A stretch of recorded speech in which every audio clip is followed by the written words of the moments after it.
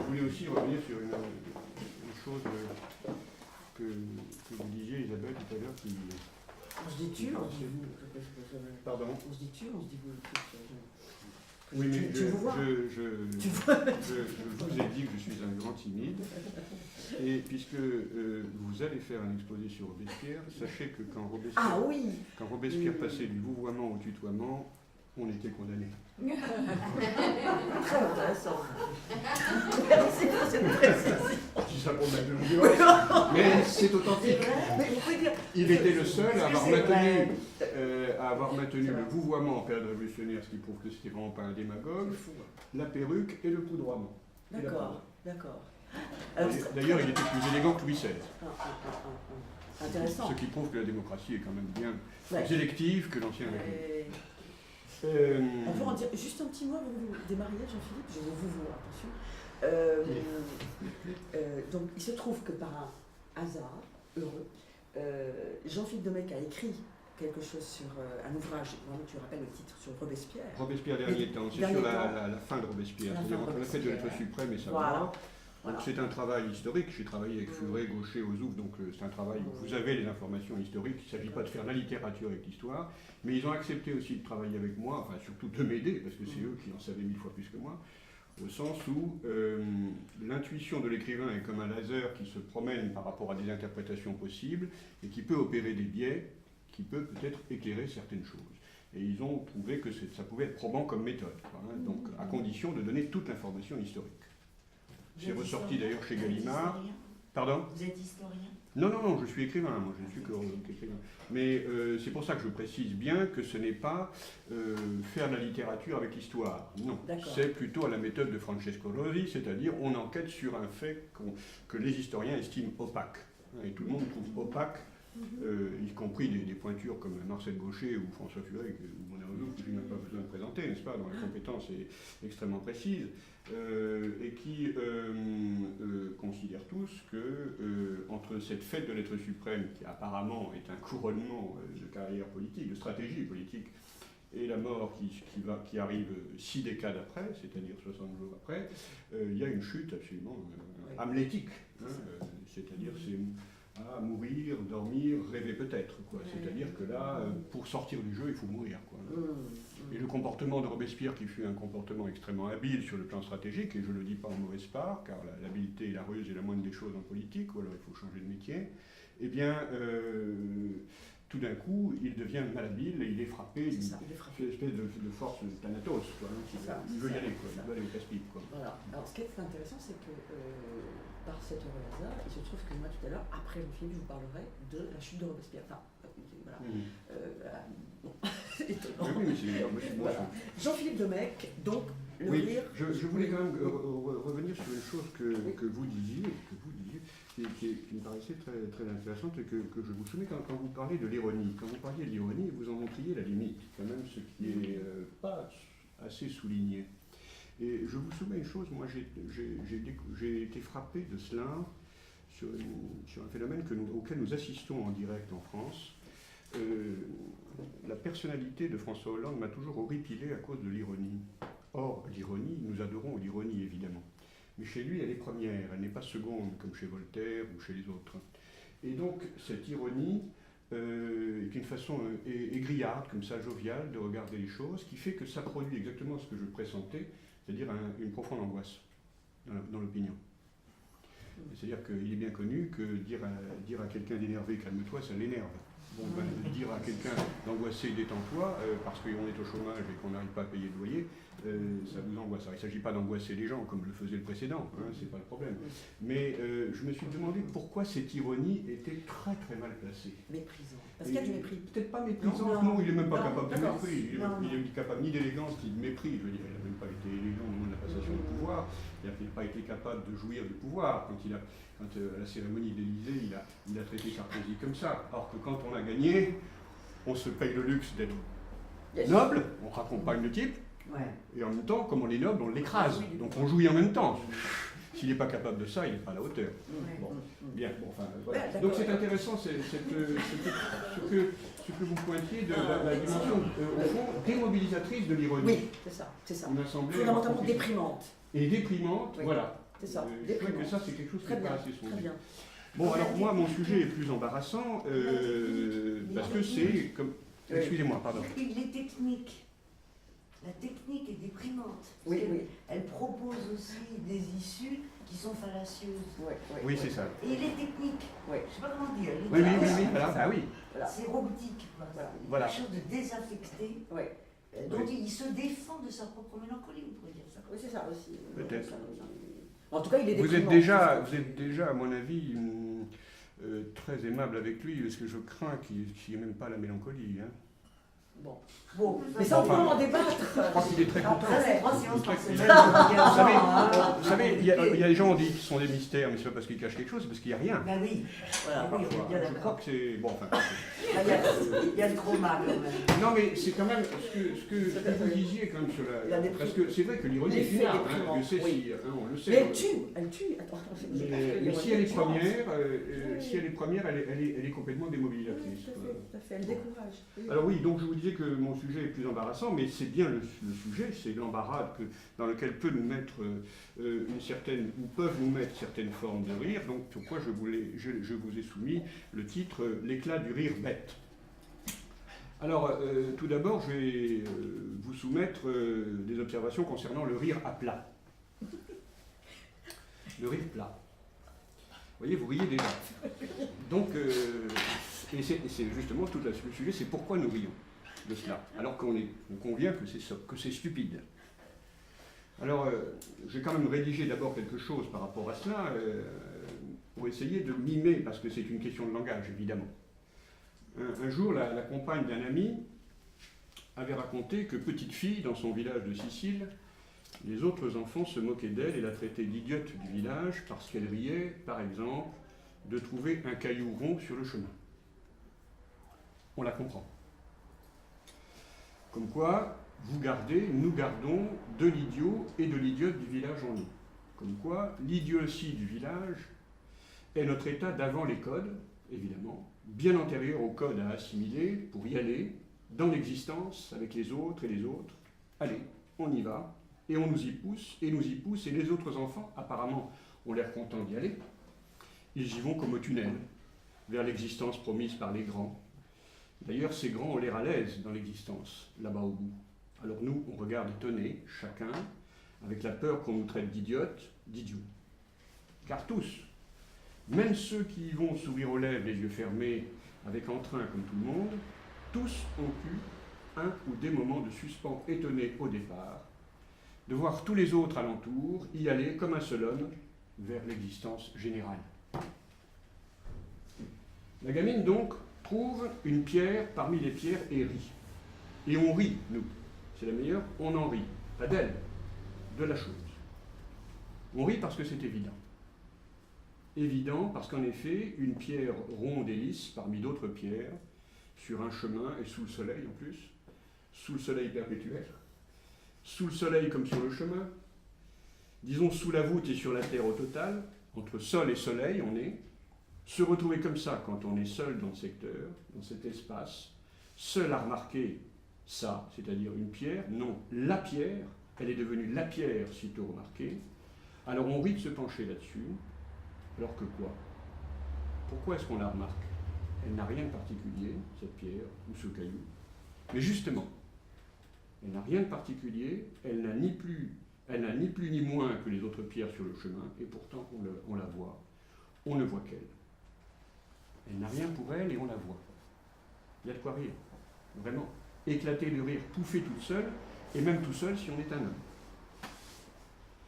L'humour est dans le cours des choses. C'est curieux, ça m'a beaucoup plu que vous ayez dit ça parce que je l'avais écrit avant. Il naît du sol, il naît du constat qu'il y a quelque chose, des choses, des êtres, animaux et gens, un animal par exemple. Voir cette forme de vie suivre son cours avec ses lois et besoins, bien à elle, pas si différent de la nôtre à bien des égards, preuve étant que nous cohabitons avec les animaux, et en même temps cette forme de vie n'a rien à voir avec la nôtre, rien à voir. Et pourtant, on se voit entre animaux et humains. D'ailleurs, quand le chat m'observe, ça me fait rire, de moi-même, de ma forme de vie, et je me retiens de rire pour que le chat ne croie pas que c'est de lui. ou d'elle si c'est une chatte. Le rire donc nous vient au départ, très au départ de l'existence, disons. Nous vient du cours de l'existence, de la vie, des choses, animaux, etc. On a dit. Le rire éclate au vu des choses dès qu'on les revoit soudain comme elles sont, tranquilles dans leur existence, sans nous, dont elles n'ont rien à faire.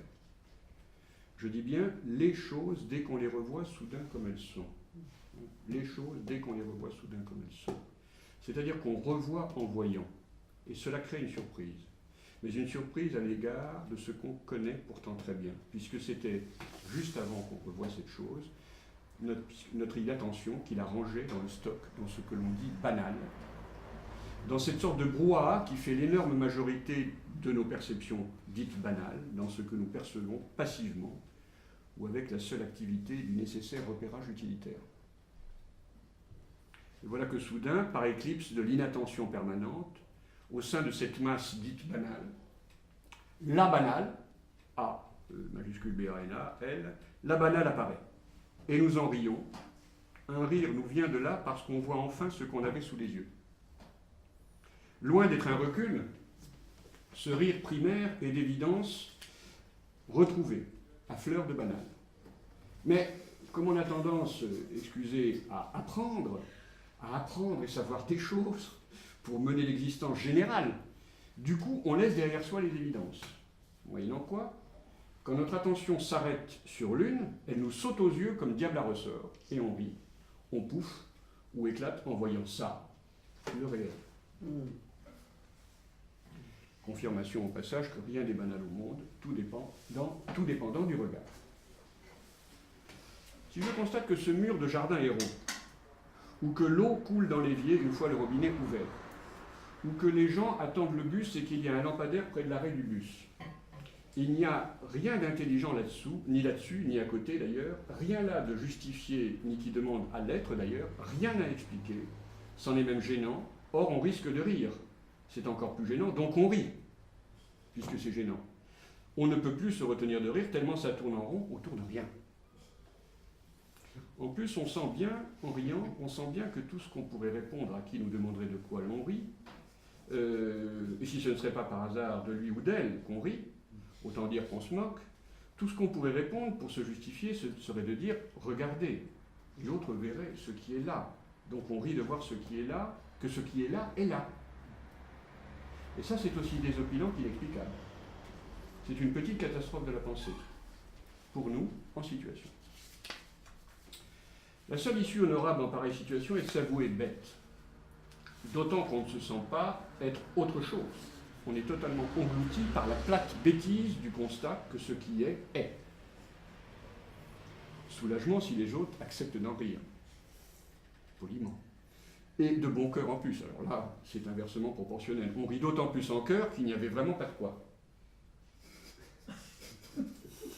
Vous voyez, je vous y prends. Pas de quoi, vu ce qu'il y a, terminé. Inutile de dire que nous ne rions donc pas au second degré dans ces cas-là. De constater par exemple que les passants passent et que les trottoirs sont là pour ça. Du second degré, sûrement pas. On rit juste de se voir rire à plat. Alors ici, je vais vous soumettre un extrait parce que c'est quelque chose à quoi je pense depuis très longtemps. Et j'avais écrit à l'époque où j'étais, comment on appelle, un néo-situationniste. Je faisais des dérives urbaines, enfin j'essayais de pousser au-delà de la dérive urbaine des situationnistes.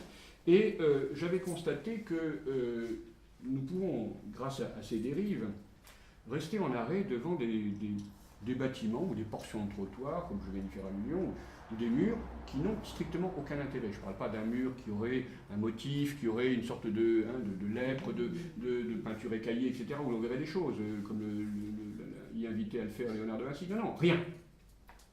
Et j'ai eu, dire, mon illumination pascalienne, moi, je le décris là, c'est devant un bâtiment qui était un carrefour d'une ville de province où j'étais, un peu à l'écart, comme ça, et qui était un bâtiment, c'était tout simple, c'était un bâtiment de dépôt d'apéritifs Pernod, il y avait écrit Pernod, et il n'y avait strictement aucun intérêt à ce bâtiment. Or, je remarquais depuis des années que je vivais là, que quand je passais là, le jeune prof, pour aller en voiture comme ça, toujours le feu rouge, j'espérais que le feu rouge resterait encore rouge pour regarder ce bâtiment, dont je ne vous montrerai pas, si vous voulez, les photos. Il n'a aucun intérêt. Il n'est même pas d'une architecture soviétique. Rien. Et j'ai fini par essayer de sonder la chose. J'ai découvert qu'en fait, on ne laisse pas le rien tranquille, sans pour autant le saturer d'intentions, comme le faisaient les surréalistes qui cherchaient le merveilleux. Bon, donc c'est pour ça que ça m'intéressait. Alors, si je puis dire, de fil en aiguille, ou plutôt de chute en chute et de cascade en cascade, j'ai fini par être obligé d'en tirer un certain nombre de conclusions sur le fonctionnement de notre perception des choses, et à cet égard, le rapport entre perception et verbalisation de ce que nous percevons. Je vous soumets ce passage. J'ai constaté, donc à la suite des précédents textes sur des lieux, que la stupeur devant les évidences retrouvées s'accompagne immanquablement de jeux de langage plus ou moins ingénus, ingénieux, gênés, géniteurs. Signe que c'est le langage lui-même qui nous permet de trouer, de lever les grilles qu'il a préalablement interposées entre le monde et nous. Seuls les mots peuvent nous guérir des mots, MAUX. Il en faut d'autres, et toujours d'autres mots, pour nous sortir de l'usure du réel que provoque l'usage répété, utilitaire et paresseux que nous faisons du langage tous les jours. Cette nécessité d'un renouvellement constant, d'une révolution permanente de notre verbe aux fins de perception aiguë du monde, je l'ai nommé poésie en y accolant la définition qu'en donne Novalis. La poésie, c'est le réel absolu. La poésie, c'est le réel absolument à la crête des mots. Voilà en tout cas une première conclusion que je fus amené à tirer en constatant que même devant le bâtiment le moins intéressant du monde, même en me sentant sans voix devant le fait que je m'arrêtais à pareille platitude, sans voix, donc sans pouvoir expliquer, ni comprendre, ni m'émouvoir, et pour cause, ni même ressentir quoi que ce soit là-devant, ça s'est mis à parler en moi. Et qu'au sein de cette parole déconcertée, ô combien embarrassée, stupéfiée, stupide, honteuse d'elle-même, des mots ont fait combinatoires inédites pour me permettre de cracher l'évidence enfin vue, comme si j'étais redevenu enfant ou idiot. J'avais 23 ans avec ça, donc ça me travaille quand même, si tant est que j'ai jamais cessé de l'être. L'idiotie, j'en reviens à l'humour bête, évidemment, à l'humour du constat, l'idiotie d'ailleurs m'a fasciné à l'époque et je n'ai jamais oublié depuis cette part de nous-mêmes. J'y découvrais un vertige aussi grand que son contraire, que l'intelligence. Une source de lumière aussi forte que lorsque, sous l'effet d'un propos d'autrui, d'un livre, d'un tableau, d'un film, d'une affection ou d'un événement, on entrevoit ce dont on n'avait par soi-même jamais eu idée ou vu. Que l'idiotie donc, par sa plongée littéralement ahurissante, nous mette dans un état second, c'est toujours bon à prendre puisque tout état second, en nous décalant, nous donne à voir ce qu'on ne fait qu'enregistrer pour information dans cet état premier qu'est l'état habituel. Évidemment, cela a pu me plonger, à l'époque, dans des stupeurs qui consterneraient plus d'un lecteur non idiot.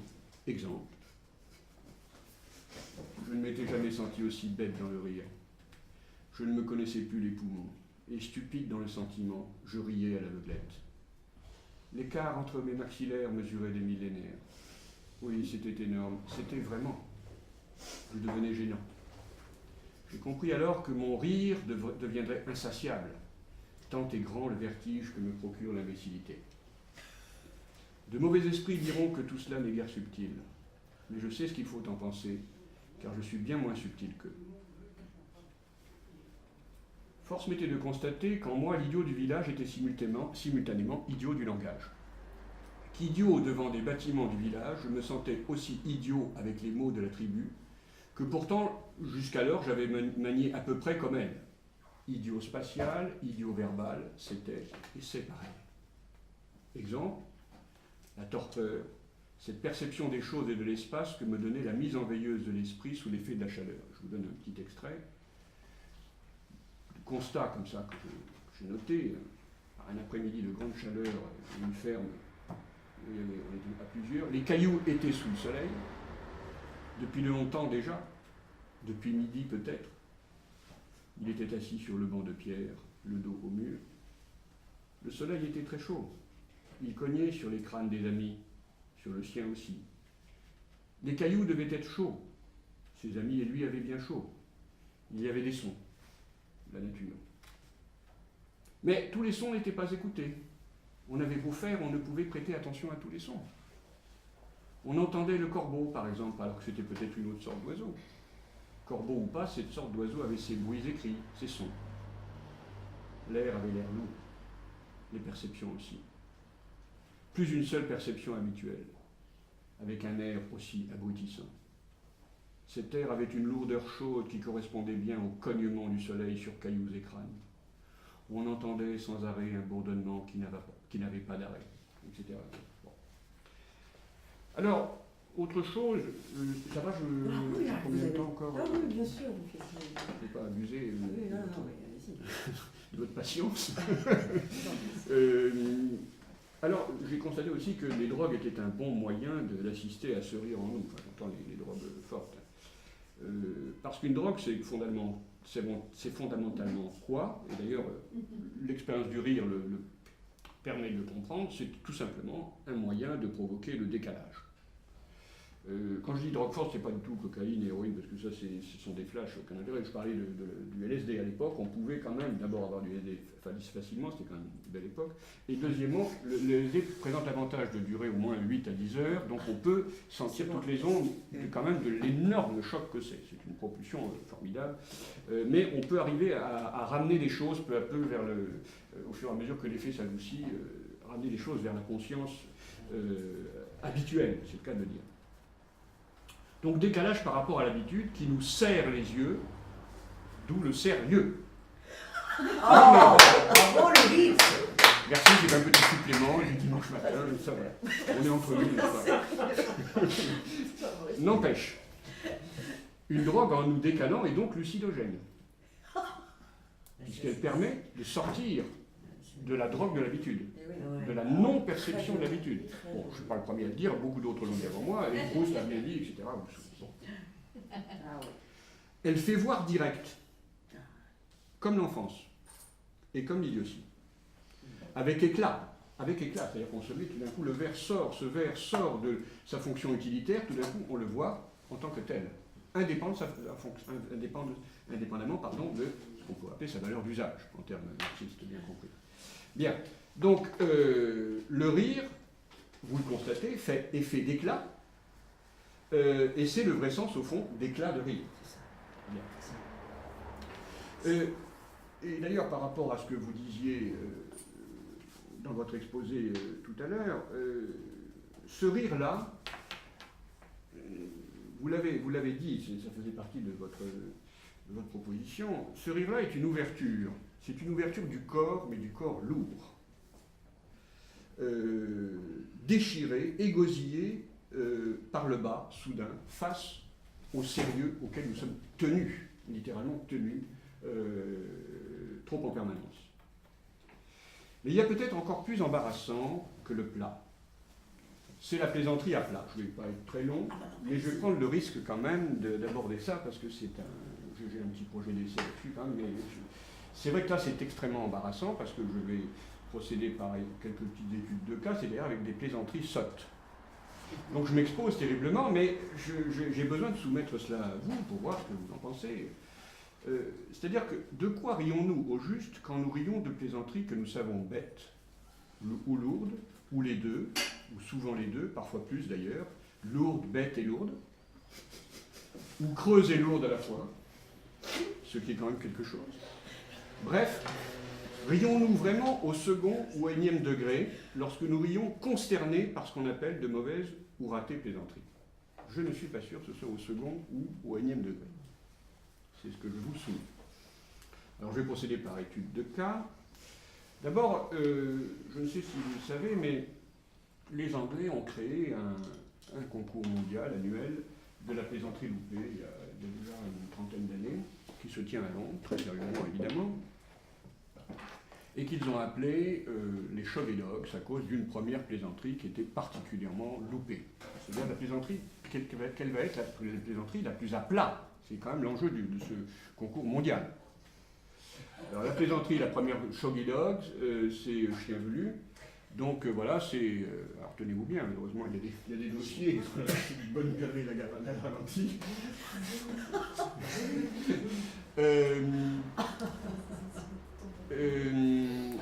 Donc la plaisanterie initiale fut la suivante. Un Anglais a perdu son chien, donc il met une annonce dans le journal. J'ai perdu mon chien, forte récompense, à qui me le ramènera, pourrait le trouver, telle adresse, signe particulier, chien velu. Donc au bout de 2 jours, il y a un type qui frappe à sa porte avec un chien dans les bras et il dit voilà monsieur, je réponds à votre annonce, j'ai l'impression que j'ai trouvé votre chien.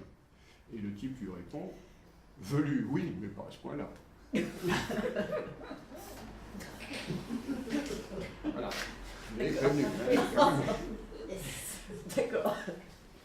C'est complètement à l'opposé, donc on est vraiment là dans la plaisanterie sotte, hein, c'est complètement à l'opposé d'une autre plaisanterie, hein, juste pour rappeler quand même qu'il y a des formes de rire plus intelligentes. Donc c'est le propriétaire de chien anglais toujours qui amène son chien au cinéma, paye la place pour le chien est sur le siège, et pendant la projection, le chien se marre, rigole pendant tout le film. Discrètement, sans gêner les autres spectateurs, mais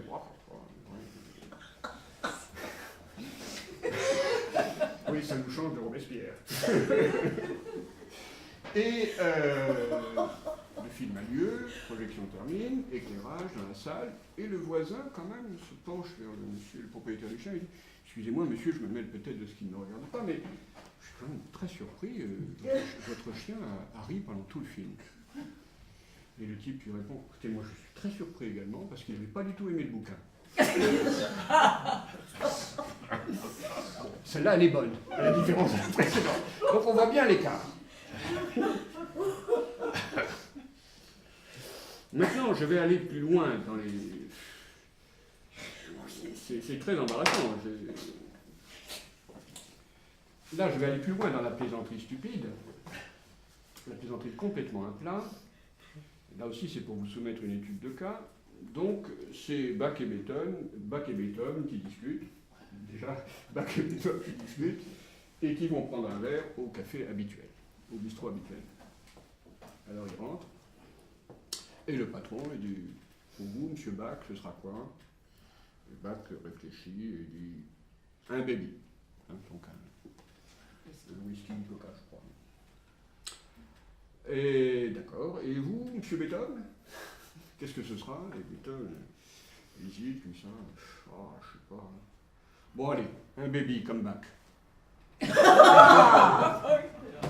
voyez, vous avez ri. Et vous avez ri. Or, elle est quand même... Elle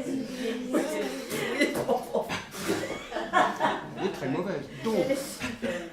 Donc de quoi rions-nous?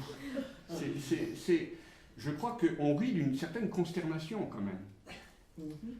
On rit de ce qu'on découvre du niveau de la plaisanterie.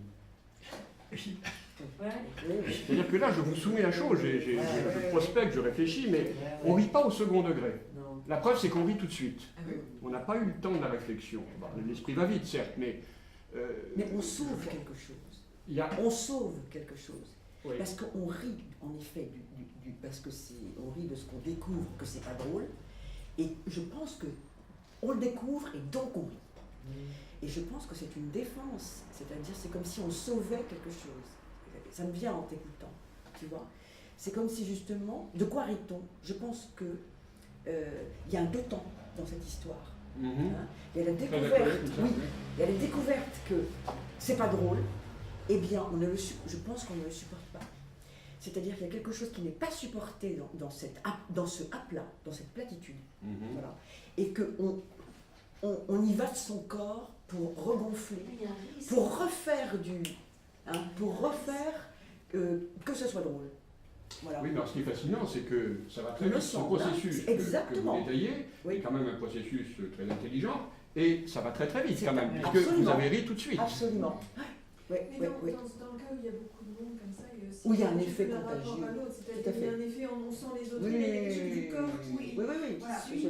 Et il y a aussi quelque chose du rapport à celui qui fait la plaisanterie. Il y a des gens dont on sent tellement parfois qui veulent faire rire. On le sauve. Qu'on rit, voilà, on le sauve. C'est ça, C'est ça. on le sauve. Ouais. On sauve le locuteur, en fait. Oui, mais moi je l'ai essayé sur plusieurs publics, par exemple mes étudiants, etc. Et tout. Donc la situation, elle vient pas du tout de mon élocution, hein, de moi. Je pense que ça marche à tout coup.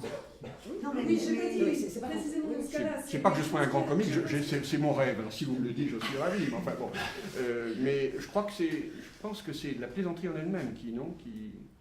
Je pense, mon impression, c'est qu'il y a différentes choses qui interviennent même dans une énonciation particulière. Il peut y avoir les différents aspects qui ont été oui. Ça touche le locuteur, c'est-à-dire celui qui dit je vais vous raconter une blague, on l'attend au tournant. C'est pas la blague, c'est comment il va s'y prendre. Il prétend nous faire rire, c'est-à-dire celui qui va raconter prend un risque par rapport au vide, je trouve. Comme s'il était au bord de quelque chose. Oui, je crois que c'est ça. Il y a quelque chose, on est au bord du précipice comme ça. Je vais vous raconter une blague. Et celui qui raconte, il tremble un petit peu. Est-ce que ça va marcher? Comment ça va être? Et si c'est pas bon, on le sauve. Et on le sauve du gouffre. Voilà. En plus, là, vous êtes dans l'ironie parce que on lui sauve le gîte. En plus, vous nous dites, je vais vous raconter une blague et c'est pas drôle. En plus, vous en rajoutez. C'est sûr que là, bien sûr. Il y a ce renversement-là aussi qui fait que on rit que c'est pas. C'est annoncé comme. À la limite, on rit. C'est du méta-rire. Comme si on riait de ce que n'est. Mais c'est vrai. Ce n'est pas à rire, mais on rit parce que précisément, on est malin, on se rend compte que ce n'est pas à rire, mais on rit quand même. C'est un rire un peu gras, c'est rare. Oui, c'est pour ça que je dis que c'est une ouverture du corps par le bas. Elle est en français, cette blague, ou c'est une traduction de l'anglais? Est-ce que c'est un jeu? J'ai dit un jeu linguistique. Baby Come Back?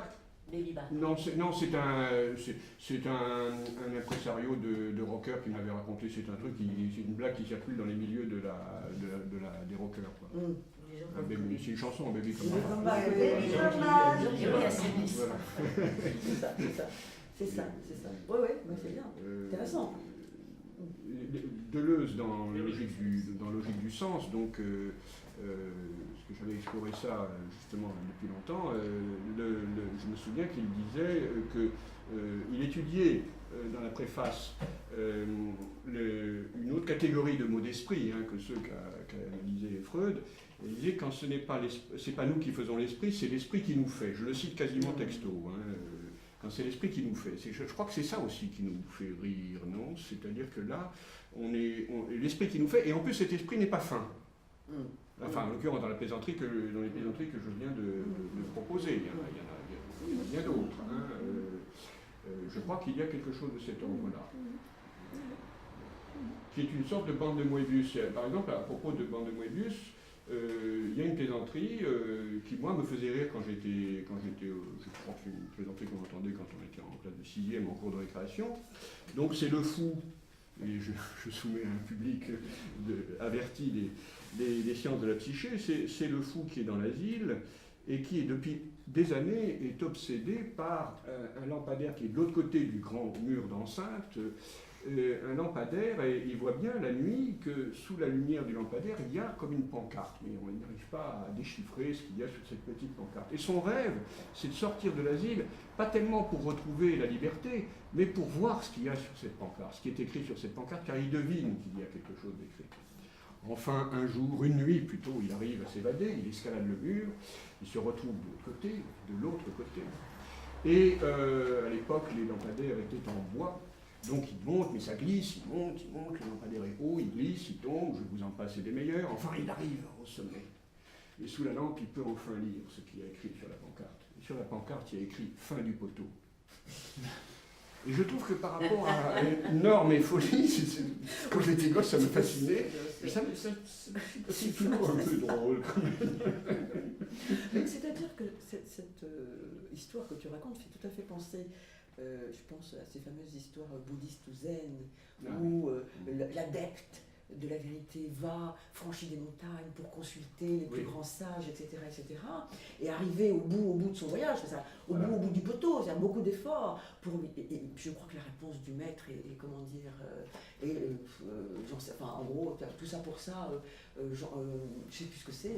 Si, la réponse c'est, il dit qu'est-ce que c'est que l'essence de l'être. Voilà, alors donc il va, comme tu dis, j'ai failli vous tutoyer, c'est terrible. Mais enfin bon, et donc il fait le tour de l'expérience du monde, quoi. Il revient, mais enfin me le diras-tu, et après bien des décennies, il lui dit, il prend un oignon, il le coupe en deux, et il dit voilà. Voilà, c'est ça, voilà. Bon, ça me fait penser à ça, ton histoire. Oui, tout à fait, oui, c'est vrai. Bon, merci de votre patience et de votre intelligence.